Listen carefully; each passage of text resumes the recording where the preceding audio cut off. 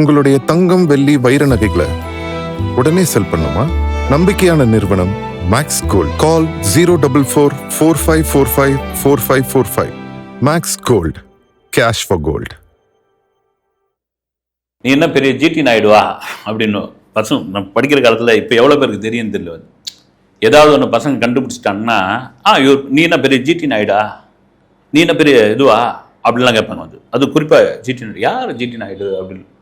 அந்த 80களில் இந்த 90 காலகட்டம் வரைக்கும் நிறைய பேருக்கெல்லாம் தெரியுது. இந்தியாவின் எடிசன் அப்படின்னு பேர் பெற்றவர். இப்போ இருக்கிற இந்த ஜென்சி கிட்ஸ், 2K கிட்ஸ்கள் மேபி கூகுளில் போய் சர்ச் பண்ணி பார்த்தா, ஏஐயில் சர்ச் பண்ணி பார்த்தா தெரிஞ்சு போயிடும். அது ஒன்று, அது பெரிய இதுவும் கிடையாது. அப்போ புத்தகங்களில் போய் தேடி படித்து லைப்ரரியில் யார் இந்த ஜிடி நாயுடு, யார் இவர், என்ன கண்டுபிடிச்சிருக்காரு அப்படின்லாம் விஷயங்களும். அவர் சம்மந்தமான ஒரு பயோபிக் படம் ஒன்று மாதவன் நடிக்கிறார், ஜிடி நாயுடாக மாதவன் நடிக்கிறார் அப்படின்ற விஷயம். அந்த படத்தினுடைய ஒரு டீசரு ட்ரெய்லரை இருந்தது. எனக்கு அதை பார்த்த உடனே ஒரு கதையை ஆர்டராக சொல்ல வேண்டியது, ஒரு பயோபிக்கை எப்படி ஆர்டராக சொல்ல வேண்டியது அப்படின்னு அதுதாங்க ஒரு ஊரில் ஒரு ஆயாவடை சுட்டுது அப்படின்னு தான் நீங்கள் பயோபிக்கில் அப்படி தான் சொல்லி ஆகணும். அதுதான் ஒரு சரியாக ஒரு பாமரனுக்கும் போய் சேரக்கூடிய ஒரு விஷயம். ஆனால் இந்த ட்ரெய்லரோ டீசரையோ பார்த்தீங்கன்னா அது ஒரு ஆபாயின் மாதிரி இல்லாமல் கலக்கின்வாங்கல்ல, அது மாதிரி ஒரு கலக்கி வச்சுருந்தாங்க. எனக்கு ஒன்றுமே புரியல உண்மையிலே. ஏன் இப்படி பண்ணியிருக்காங்க? ஒரு வேளை மாதவனுடைய ஐடியாவாக இருக்குமா அப்படின்னு கூட. ஏன்னா இஸ்ரோ விஞ்ஞானி நம்பி நாராயணனாகவே நடிச்சிருந்தார். அந்த படம் கூட எனக்கு ஒன்றும் பெருசாக கனெக்ட் ஆகலை. மாதவன் இது மாதிரியான வித்தியாசமான முயற்சிகள்லாம் பண்ணுவார். ஜிடி நாயுடு உண்மையிலே தெரியப்படக்கூடிய ஒருத்தர் தான். இதில் என்ன விஷயம்னா, அதனுடைய ஒரு ஃபங்க்ஷன் ஒன்று கோயம்புத்தூரில் நடந்தது. கோயம்புத்தூர்கார் தான் அவர். அது ஒரு 200 கிலோமீட்டர் காரை ஓட்டிக்கிட்டே மாதவன் ஒரு பேட்டி கொடுத்தாரு. அது ஜிடி நாயுடு அப்படிலாம் பண்ணியிருக்காரான்னு தெரியல. ஜிடி நாயுடு அப்படி பண்ணியிருக்கக்கூடிய வாய்ப்பு இல்லைன்னு தான் தோணுது. அப்போ அந்த காரெலாம் 200 கிலோமீட்டர் வேகத்தில் போகுமான்னு தெரியல. ஆனால் தவறு ஒரு 200 கிலோமீட்டர் வேகத்தில் நீங்கள் போய்கிட்டே ஒரு பேட்டி கொடுக்குறது எவ்வளோ பெரிய ஒரு தவறான ஒரு விஷயம். நீங்கள் சீட் பெல்ட் போட்டிருக்கீங்க, ஏர் பலூன் இருக்குது, எல்லாம் ரைட்டு. ஆனால் அது எப்படி சாத்தியம்னு தெரியல. இப்போ ஜிடி நாயுடு அப்படின்னும் போது அவரை பற்றி ஒரு சுவாரஸ்யமான தகவல் நான் படித்தது தான். அவர் ஏதோ ஒரு கண்டுபிடிப்பில் இந்த ரைட் சம்மந்தமான விஷயத்தில் ஒரு கேஸ் ஆகிப்போச்சு. ஒரு வழக்கு ஒரு நீதிமன்றத்துக்குள்ளே போயிடுச்சு. அந்த வழக்கை தீர்க்க முடியாது அப்படின்ற நிலைமைக்கு வந்தாச்சு. அது கண்டிப்பாக தீர்த்தே ஆகணும், இல்லைன்னா அதனால் பல கோடி ரூபாய் தனக்கு லாஸ், பல லட்சம் ரூபான்னு கூட வச்சுக்கலாம் லாஸ் அப்படின்னு ஒரு நிலைமைக்கு வந்தபோது, அப்போது அம்பேத்கர்கிட்ட போயிருக்கார் ஜிடி நாயுடு. அவர் வழக்கறிஞர் போயிருக்காரு. போனபோது அவர் அதை வாதாடி இவருக்கு வெற்றி பெற செஞ்சிட்டார். டாக்டர் அம்பேத்கர் வெற்றி பெற செஞ்சிட்டார். செஞ்ச உடனே ஒரு பயங்கர மகிழ்ச்சி ஆயிடுச்சு ஜிடி நாயுடுக்கு. மகிழ்ச்சி ஆகி போய் ஒரு பெரிய அளவில் காசை, ஒரு பெரும் தொகையை கொண்டு போய் அவர்கிட்ட கொடுத்துருக்காரு. வாங்க மறுத்திருக்காரு. அவர் வேணான்ட்டார். இல்லை வச்சுங்க, நீங்கள் இந்த காசை வச்சுங்க. அதே வேளையில் நான் தமிழ்நாட்டுக்கு வரும்போதெல்லாம் எனக்கு ஒரு ராஜ உபச்சாரம் நீங்கள் கொடுக்கணும். எப்பெல்லாம் தமிழ்நாட்டுக்கு வரணும் அப்போ என்னை ஒரு நல்ல ஒரு ஹைடெக்காக என்னை கவனிச்சுக்கணும், நீங்கள் ஒரு விருந்து கொடுக்கணும், இல்லை என்னை பார்த்துக்கணும் அப்படின் போது பயங்கர மகிழ்ச்சி ஆகிட்டாராம். அதனால் அம்பேத்கர் அவர்கள் எப்பெல்லாம் தமிழ்நாட்டுக்கு வராரோ, சென்னைக்கு வராரோ, ஒரு 5 ஸ்டார் ஹோட்டலில் அவரை தங்க வைக்கிறது, ஒரு பெரிய அன்றைய லேட்டஸ்ட் காரில் அவரை கூட்டு மறுத்து, இப்படியான விஷயங்கள் பண்ணியிருக்காரு. இது தகவலாக சொல்கிறதுக்கான காரணம். சரி, ஓகே, படம் எப்படி வருதுன்னு பார்க்கலாம். ஏன்னா ஜிடி நாயுடு அப்படின்னு படம் எடுத்து சந்திரபாபு நாயுடு பற்றி ஏதாவது சொல்லிட்டு போகிறாங்க. அதையும் ரொம்ப ஜாக்கிரதையாக பார்த்துக்கணும். இது ஒரு பக்கம் இருக்கும்போது ஜனநாயகன் உண்மையிலே இந்த படம் ஜூலை மாதம் வந்துருமாப்பா அப்படின்னா எங்கள் ஒரு பெரிய டீமே இறங்கி வேலை பார்க்குதுங்க. ஒரு பெரிய டீமே இறங்கி அடித்து நொறுக்கி வேலை பார்த்துக்கிட்டு இருக்காங்க. ஏன்னா 17ஆம் தேதி ரிலீஸ், 17ஆம் தேதி ரிலீஸ்னாங்க. இல்லை 17 சாத்தியம் இல்லை சாமி. ஏன்னா தேட்டருக்காரங்களே, நமக்கு தெரிஞ்ச சோர்ஸில் தேட்டருக்காரங்களே 23 நாங்கள் பெரிய ஆவலோடு காத்துக்கிட்டு இருக்கோம். அதற்கான வேலை நடந்துக்கிட்டு இருக்கு. குறிப்பாக இந்த படம் திரும்ப சொல்கிறது தான், இந்த லியோ சமயத்தில்,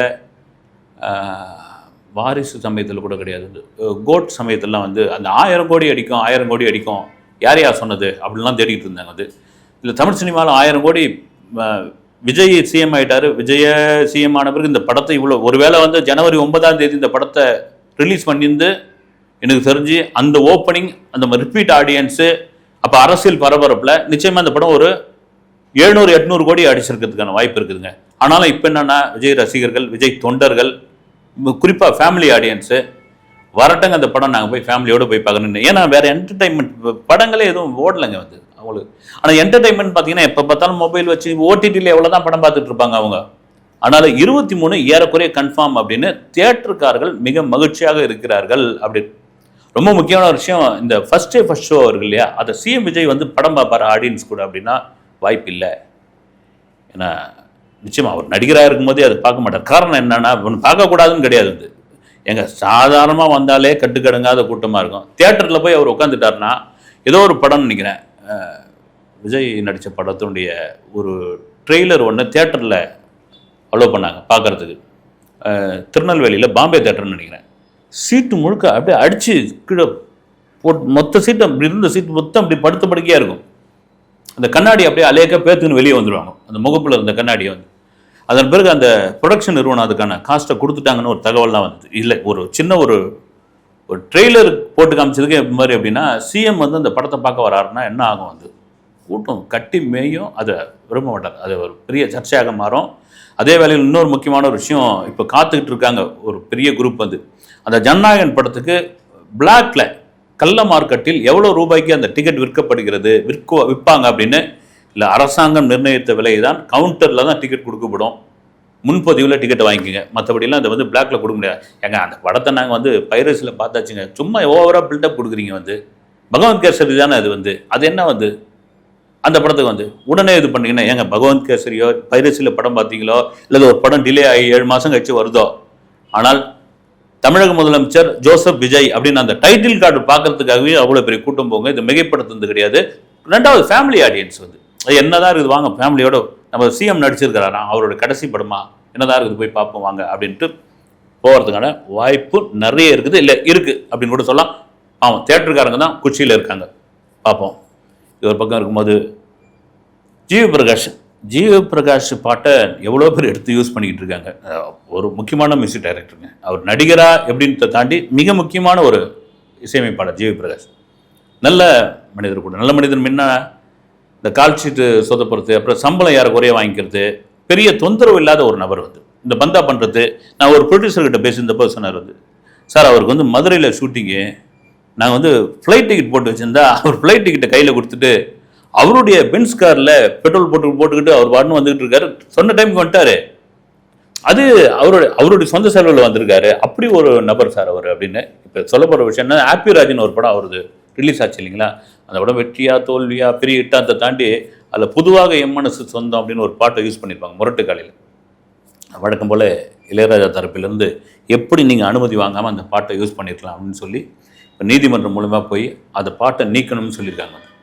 இது என்னன்னு தெரியல வந்து, இளையராஜா அவர்களுடைய 143 படங்களுக்கு எந்தவித தடையும் கிடையாது, அதை யூஸ் பண்ணிக்கலான்னு உச்சநீதிமன்றம் ஒரு தீர்ப்பு சொன்னதை வச்சு அது என்ன லிஸ்ட்டுன்னு தெரியல. இங்கே ஒரு பக்கம் பார்த்தீங்கன்னா அப்புறம் சொல்லிக்கிட்டே இருக்கார் இளையராஜா அவர்கள் வந்து, என்கிட்ட ஒரு வார்த்தை சொல்லி யூஸ் பண்ணிக்கிங்களேன், நீங்கள் ஏன், அதாவது நான் ஒன்றும் கராரான ஆள் கிடையாது வந்து, நீங்கள் மற்றதுக்கெல்லாம் அனுமதி கேட்குறீங்களா, மற்றவங்ககிட்டலாம் போய் ஒரு டைட்டிலுக்கு அனுமதி கேட்குறீங்க, இதெல்லாம் பண்ணுறீங்களே, என் பாட்டை வந்து யூஸ் பண்ணுறீங்க, ஒரு வார்த்தை என்கிட்ட கட்டரிசி கூட நீங்கள் கேட்க மாட்டேன்றீங்களே அப்படின்ற ஒரு விஷயத்தை அவர் திரும்ப திரும்ப சொல்லிக்கிட்டே இருக்கார். இந்த பணம் சார்ந்த விஷயத்தை தாண்டி என்னுடைய உழைப்புன்னு ஒன்று இருக்குது இல்லையா, இல்லை எனக்கு நீங்கள் மதிப்பு கொடுக்குறதுன்னு இல்லை, என் பாடலுக்கு ஒரு மதிப்பு கொடுக்குற ஒரு விஷயம் இருக்குல்ல, அதை நீங்கள் ஏன் செய்ய மாட்டேன்றீங்க அப்படின்ற ஒரு கேள்வியை முன்வைக்கிறாரு. இப்போ இந்த என்னென்னோ வித்தியாசமான மோசடிகள்லாம் நடக்குதுங்க வந்து. அதில் கமலஹாசன் அலுவலகத்துக்குள்ளே ஒரு விஷயம் நடந்திருக்குது. அதை வந்து தடுத்துட்டாங்க, அதை கண்டுபிடிச்சிட்டாங்கன்னு கூட இப்போ வந்து செய்தியில் வந்து அதை பார்த்தேன் நான் வந்து. பாஸ் கேம், அது என்ன பாஸ் கேம் அப்படின்னு, இப்போ ராஜ்கமல் ஃபிலிம்ஸில் ஒரு முக்கிய பொறுப்பில் ஒருத்தர் இருக்கார் வந்து, அவர் தான் இந்த பணத்தெல்லாம் ஹேண்டில் பண்ணவர். அவர் தான் ப்ரொடக்ஷன் அவர் தான் பார்த்துக்கிறாருன்னு வச்சுங்களேன். அவருக்கு வந்து ஒரு வாட்ஸ்அப்பில் ஒரு மெசேஜ் ஒன்று வருது. அது டிபியில் பார்த்தீங்கன்னா ஒரு பெரிய பிரபலமான ஒரு தயாரிப்பாளருடைய படம் இருக்குது. அவசரமாக எனக்கு ஒரு 38 லட்ச ரூபா தேவைப்படுது, இமிடியட்டாக அந்த வங்கி கணக்கில் அனுப்புங்கன்னு சொல்கிறாரு. அவர் டிபி ஓகே, அவருடைய இதுதான். ஆனால் வங்கி கணக்கு வந்து எனக்கு வந்து டவுட்டாக இருக்குது, எதுக்கு வம்பு, நம்ம சம்மந்தப்பட்டவருக்கே அடிச்சே கேட்டுருவோம், ஏன் வாட்ஸ்அப்பில் அனுப்புகிறாரு அப்படின்னு சொல்லி அவர் ஃபோன் பண்ணியிருக்காரு. ஃபோன் பண்ணால் அவர் சிரிச்சுக்கிட்டே அந்த பிரபலமான ப்ரொடியூசர் வந்து, இது பேர் வந்து பாஸ் கேம் அப்படின்னுக்கிறார். பாஸ் கேம் அப்படின்னு, அந்த நம்பரை பிளாக் பண்ணுங்க விடுங்க அப்படின்னு. அது என்னங்க பாஸ் கேம் அப்படின்னா, இந்த பெரிய லெவலில் இருக்காங்க இல்லைங்களா, உயர் அதிகாரிகள், பெரிய செலிபிரிட்டிகள், இவங்களுடைய படங்களை கொண்டு வந்து டிபியாக வச்சுக்கிட்டு இந்த குரூப் உள்ளே இறங்கி சம்மந்தப்பட்ட இவங்க பெரிய ஆட்களாக இருக்காங்களே அவங்கள மெசேஜ் பண்ணி இந்த வங்கி எனக்கு இவ்வளோ ரூபா அனுப்புங்க, இவ்வளோ லட்சம் அனுப்புங்க, இவ்வளோ இதுவும் அனுப்புங்கன்னு இவங்க கேட்கறது. அடிப்போம், கல் அடிப்போம், மாங்காய் விழுந்தா சரி, விழணும்னா ஓகே அப்படின்னு என்னென்ன ஸ்கேம் இருக்குது பாருங்க. அதுவும் ராஜ்கமல் ஃபிலிம்ஸ் நிறுவனத்தில். இதுக்கு சொல்கிறதுக்கான காரணம் என்னன்னா, உலகத்தில் உள்ள அட்வான்ஸ் டெக்னாலஜி எல்லாம் கற்றுக்கக்கூடியவர் அவர். அட்வான்ஸ் டெக்னாலஜி எல்லாம் தமிழ் சினிமாவில் கொண்டு வந்தவர். இது மாதிரியான மோசடிகள் என்ன நடக்குது அப்படின்ட்டு ஏற்கனவே அவருடைய திரைப்படங்கள்லாம் காமிச்சிருக்காரு. அங்கே ஒருத்தர் வேலையை காமிச்சிருக்காங்க. எவ்வளோ பெரிய கில்லாடியாக இருக்கணும், அதை தடுத்துட்டாங்க. இது ஒரு பக்கம் பாபா லட்சுமணன், அவரை அமைச்சர் ராஜ்மோகன் அவருடைய எம்எல்ஏ ஹாஸ்டலில் தங்க வச்சிருக்காரு அப்படின்ட்டு ஒரு வரவேற்கக்கூடிய விஷயம். பாராட்டுகள். சிஎம் விஜய் அந்த பேட்டியை பார்த்துட்டு ரொம்ப உருக்கமாக உடனே போய் உதவி பண்ணுங்க அப்படின்னு சொன்னதெல்லாம் கூட நான் கூட வீடியோவில் பேசியிருந்தோம். இப்போ மற்றவங்களாம் யாரும் உதவி பண்ணலையாப்பா அப்படின்னு அதுவும் ஒரு கான்ட்ரவர்சியாக மாறி இருக்குது. பாபா லட்சுமணே ஒரு இன்டர்வியூவில் சொல்லியிருக்காரு, எனக்கு திடீர்னு என்னுடைய நிலைமையை பார்த்து ரஜினி சார் தரப்புலேருந்து அவங்க ரஜினி சார் அவங்க தரப்புலேருந்து 1 லட்ச ரூபா கொடுத்தாங்க. கொடுத்துட்டு அதுக்கப்புறம் நான் எம்எல்ஏ ஹாஸ்டலில் தங்கியிருக்கிறேன் அப்படின்னு ஒன்று ஒரு 10,000 ரூபா செலவுக்கு கொடுத்து அமைச்சு வச்சுருந்தாங்க அப்படின்னு. அது மாதம் அனுப்புகிறாங்களா இல்லை இது ஒரே ஒரு 10,000 தெரியல. மேபி மாதமாக தான் இருக்குன்னு. அது என்ன ஒரு விஷயம் சோஷியல் மீடியாவில் ஓடிக்கிட்டு இருக்குன்னா, எங்கள் எம்எல்ஏ ஹாஸ்டலில் கொண்டு போய் அவர் பாபா லட்சுமணை தங்க வைக்கிறதுக்கு முன்னாடி சூப்பர் ஸ்டார் ரஜினிகாந்த் கொடுத்துருக்கலாமே. சிஎம் விஜய் அந்த பேட்டியை பார்த்துட்டு இதை செய்யுங்கன்னு சொல்கிறதுக்கு முன்னாடி அவர் அந்த 10,000 கொடுத்துருக்கலாமே. இதெல்லாம் ஏன் இவர் பண்ண பிறகு பண்ணுறாரு அப்படின்ற ஒரு விஷயம். இந்த நல்ல காரியத்துக்குள்ளே இந்த அரசியல் கொண்டு வர வேண்டாம், ஒரு தகவலை அதை சொல்லிட்டு போனேன். சோஷியல் மீடியாவில் இது ஓடிக்கிட்டு இருக்கு அப்படின்னு. அடுத்து பிரதீப் ரங்கநாதன் ப்ரொடக்ஷன் நிறுவனம் ஆரம்பிச்சிட்டார். பிரதீப் ரங்கநாதன் PS ஷோ அப்படின்னு அந்த கம்பெனியோட பேர். இதில் ரொம்ப முக்கியமான ஒரு விஷயம் என்னென்னா, மமிதா பைஜு, சுவாசிகா இவங்களை வச்சு ஒரு படம் ஆரம்பிக்க போகிறாரு. அந்த படத்தை டைரக்ட் பண்ண பொறுத்து 6 டைரக்டருங்க. என்னங்க 6 டைரக்டர் அப்படின்னா, தங்கிட்ட அசிஸ்டண்டாக இருந்தவங்கள ஒரு குழுவாக உருவாக்கி, ஆல்ஃபா டீம் அப்படின்னு உருவாக்கி அவங்ககிட்ட கொடுத்துட்டார். ஒரு லைஃப். நீங்கள் மீனை வாங்கி கொடுக்கறத விட மீன் பிடிக்க கற்றுக் கொடுங்க அப்படின்வாங்கல்ல, அது மாதிரி வாய்ப்பை தேடி அவங்க எங்கெங்கேயோ அலையிறத விட நல்ல அதாவது திறமையான அசிஸ்டன்ட் டைரக்டர்ங்கிறது இப்போ சிதறி போய் வாய்ப்பு தேடுறதை விட நான் ஒரு வாய்ப்பு கொடுக்குறேன், நீங்கள் 6 பேரும் ஒரு படத்தில் ஒர்க் பண்ணுங்க அப்படின்ட்டு ஒர்க் பண்ணுற. இது ஒரு அதாவது கதாநாயகி மையப்படுத்தின ஒரு கதையாக இருக்கக்கூடும் அப்படின்னு. பிரதீப் ரங்கநாதனால ஏதாவது ஒரு விஷயத்தை கொண்டு சேர்த்து இது பண்ணி அவர் தான் கதை எழுதியிருக்காரு. ரொம்ப முக்கியமான ஒரு விஷயம் என்னன்னா, அஸ்வந்த் மாரிமுத்து அவர் ஒரு சின்ன ரோலில் நடிக்கிறாரு அப்படின்ற ஒரு ரொம்ப அவர் தான் தர்மன் படத்தில் பயங்கர பிஸியாக இருக்காரு. சூப்பர் ஸ்டார் எப்படி காமிக்கணும், அவர் 5 ரூபாய் டாக்டர் இல்லைன்ற ஒரு உண்மையை அவர் தான் உடைச்சாரு. அதை மீறி அவர் என்ன பண்ண போறார். அஸ்வந்த் மாரிமுத்துக்கு ஒரு முக்கியமான படம் ராஜ்கமல் ஃபிலிம்ஸ் அந்த படத்தை தயாரிக்கிறாங்க. 2 பேரும் அப்படி உட்காந்துக்கிட்டு அஸ்வந்த் மாரிமுத்து அப்படி புகழ்ந்து பேசியிருக்காங்க. அந்த கவனத்துலேருந்து இங்கே நடிக்க வந்தா அப்படின்னா ஏதாவது சின்ன கெஸ்ட் ரோலாக இருக்கும். இப்படி அதுக்கு முன்னாடி KS ரவிக்குமார் ஒரு பாட்டுக்கு இப்படி ஆடிட்டு சக்குன்னு வெளியே போயிடுவார்ல. லாரன்ஸ் கூட அப்படி ஒரு ஸ்டெப்பு போட்டு தடாலும் அப்படி போயிடுவார்ல, அது மாதிரி இருந்தால் கூட இருக்கலாம். மேபி இந்த ஒரு நல்ல விஷயம். ஒரு 6 தன்னுடைய உதவியாளர் 6 பேரை ஒரு டீமாக கொண்டு இயக்க வச்சிருக்காரு அப்படின்னா அது எப்படியாப்பட்ட படமாக இருக்கும். 2வது ப்ரொடக்ஷன் நிறுவனம். ஏன்னா இப்போ டைரக்டருக்கு நிறைய பேர் ப்ரொடியூசர் சொல்கிறது என்னன்னா, நீங்கள் சொந்தமாக தயாரிச்சு பாருங்க அப்போ தெரியும் உங்களுக்கு வழி, சொந்தமாக தயாரிச்சு பாருங்க அப்போ தெரியும் வழி அப்படின்னும் போது சொந்தமாக தயாரிக்கிறது வழியை தாண்டி நாம் நடித்து நாம் டைரக்ட் பண்ணி அவங்க பெரிய அளவில் லாபம் சம்பாதிக்கும் போது ஏன் நாம் ப்ரொடக்ஷன் பண்ணக்கூடாதா? நிறைய இயக்குனர்கள் இது தோணி இருக்குது. அப்படி தான் பிரதீப் ரங்கநாதன் தோணி இருக்கும். தவறு ஒன்றும் கிடையாது, சினிமா தானே. ஆனால் ஓகே, ஜூனியர் NTR-ஐ நெல்சன் டைரக்ட் பண்ண போகிறார் அப்படின்னு. இது இந்த ப்ராசஸிங் ரொம்ப நாளாக ஓடிக்கிட்டே இருக்கப்பா. ஜூனியர் NTR நடிக்க நெல்சன் இயக்க போகிறார் அப்படின்னு ஏறக்குறைய அட்வான்ஸ்லாம் கொடுத்துட்டாங்க அப்படின்னு. இப்போ ஜெயிலர் 2ல் இருக்கார் அவர். ஜெயிலர் 2 ஆல்மோஸ்ட் ஃபினிஷ், ரீஷூட் எடுத்துக்கிட்டு இருக்காங்க. இன்னொரு பக்கம் பார்த்தீங்கன்னா ரஜினி கமல் நடிக்கிற படம் இருக்குது. இவர் எப்படி இந்த படத்தை விட்டு அங்கே போய் ஜூனியர் NTR வச்சு டைரக்ட் பண்ண போகிறாருன்னா, அந்த படத்தை ரெட் ஜெயண்ட் தயாரிக்கிறதா இருந்தது. அது இப்போது ஆட்சி மாறினதுனால அது அநேகமாக ட்ராப்ன்ற ஒரு விஷயம், ரஜினி கமல் இணைந்து நடிக்கிற அந்த படம் ட்ராப் அப்படின்ற மாதிரியான ஒரு சங்கதி போயிட்டு இருக்கு. மேபி ஆகலாம், ஏன்னா அதுக்கு ஒரு பெரிய பொருட்செலவு. இப்போ ரெட் ஜெயண்ட் தயாரிப்புன்னு உள்ளே இப்போ இறங்குவாங்களான்னு தெரியல. ஆட்சி மாறும்போது காட்சியும் மாறுவாங்கள்ல, அது மாதிரி காட்சியும் மாறிக்குது. அதே வேளையில் இப்போ ஜூனியர் NTRனா இப்போ ஒரு சர்ச்சை ஓடிக்கிட்டே இருக்குது. இந்த ஜூனியர் NTR நடிக்க திரிவிக்ரம் தெலுங்குல அவர் ஒரு பிரபலமான டைரக்டர். அவர் இயக்கும் ஒரு படத்து முருகர் சம்பந்தமான ஒரு படம் அதனுடைய ஒரு விளம்பரம் கூட வந்திருந்தது. அதில் என்னன்னா, நீங்கள் ஜூனியர் NTR உண்மையிலேயே முருகராக நடிங்க, ராமராக நடிங்க, அவங்க தாத்தா மாதிரி ராமனாக நடிங்க, அப்புறம் கிருஷ்ணராக நடிங்க, எது வேணாலும் நடிக்கலாம், அது உங்களுடைய விருப்பம் அது. ஆனால் அதில் ஒரு வாக்கியம் ஒன்று போட்டிருந்தாங்க, வடக்கிலிருந்து வந்தவர் தான் முருகர் அப்படின்னு. நம்ம தமிழ் கடவுள் பாவர், நாங்கள் தமிழ் கடவுள் கொண்டாடிக்கிட்டு இருக்கோம், நீங்கள் எப்படி வடக்கிலிருந்து வந்தவர் அப்படின்னு சொல்லலாம், என்ன ஆதாரம் இருக்குது அப்படின்னு தமிழ்நாட்டில் ஒரு சர்ச்சையை கிளப்பியிருப்பவர் வந்து சீமான் அவர்கள்.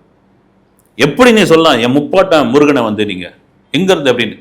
ஆனால் முருகர் உண்மையிலே எங்கிருந்து அவர் பிறந்தார் அப்படின்னு நிறைய விஷயங்கள். இப்போ சிவனுடைய நெற்றிக்கண்லேருந்து 6 தீப்பொறிகளாக வந்து பொற்றாமரை குளத்தில் 6 தாமரைகளாக வடிவில் வந்து அது 6 முகம் ஒன்றா சேர்ந்து தான் 6 முகம் அப்படின்ட்டு நம்ம புராணங்களையும் இதிகாசங்களையும் படித்தது. அதுதான் கதாகாட்சியம் பண்ணுறவங்களும். அப்புறமா பொதிகை மலையில் தான் அவர் வந்து பிறந்தார். பொதிகை மலையில் தான் பிறந்தார். திருப்பரங்குன்றத்தில் தான் தேவயானை வந்து அவர் வந்து திருப்பணம் பண்ணிக்கிட்டார். அதனால தான் அறுபடை வீடுகளில் முதல் படை வீடாக வந்து திருப்பரங்குன்றம் இருக்குது. இது மாதிரியான விஷயங்கள்லாம் இருக்குது. அதே வேளையில் நீங்கள் வடக்கிலிருந்து வந்தார் அப்படின்றதுக்கான ஆதாரம் என்னங்க சொல்லுங்கள் அப்படின்ற ஒரு கேள்வி இருக்குது. ஏன்னா நம்ம தமிழ் கடவுள் நம்ம கொண்டாடிட்டு இருக்கோம். இன்னும் கேட்டால் வந்து இலங்கையில் இருக்கிற கதிர்காமம் இருக்கு இல்லைங்களா, அங்கே தான் முருகர் பிறந்தார்னு அங்கே உள்ளவர்கள் ஒரு நம்பிக்கை தான், அல்லது ஒரு ஒரு ஒரு ஒரு படித்தது ஒரு புராணங்களில் இதிகாசங்களில் படித்த ஒரு விஷயமா இருக்கும். ஆனால் ஏன் இந்த மாதிரியான ஒரு சர்ச்சையை வச்சு ஜட்டுன்னு ஒரு படம் வந்தது, பாபி தியோல் நடித்த படம். அது ஒரு தெலுங்கு டைரக்ட் பண்ணியிருந்தேன், நெல்லூர்காரன்னு நினைக்கிறோம்.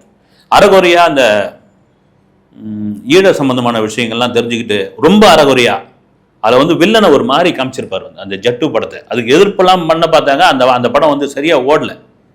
அது ஓடலை. எதுக்கு சொல்ல வரேன்னா, இது மாதிரி இந்த அறகுறையா விஷயங்களை தெரிஞ்சுக்கிட்டு ஏதாவது ஒன்று வந்து தமிழை இது பண்ணுற, தமிழ் கலாச்சாரத்தை சொல்கிறேன், இவங்க வந்து வடக்குலேருந்து வந்தவங்க வடமேற்குலேருந்து வந்தவங்கன்ட்டு இந்த சர்ச்சையை வேணுமனே உருவாக்குவாங்களா? உண்மையிலே இவங்களுக்கு தெரியாதா என்னன்னு தெரியல. சரி, இந்த முருகருடைய பிரச்சனை இல்லை, முருகர் படம் சம்பந்த பிரச்சனையை சீமான் கையில் எடுத்திருக்காரு. அதுக்கு என்ன மாதிரியான போராட்டங்கள்லாம் முன்னெடுக்க போறார் என்பதை பொறுத்திருந்து பார்ப்போம்.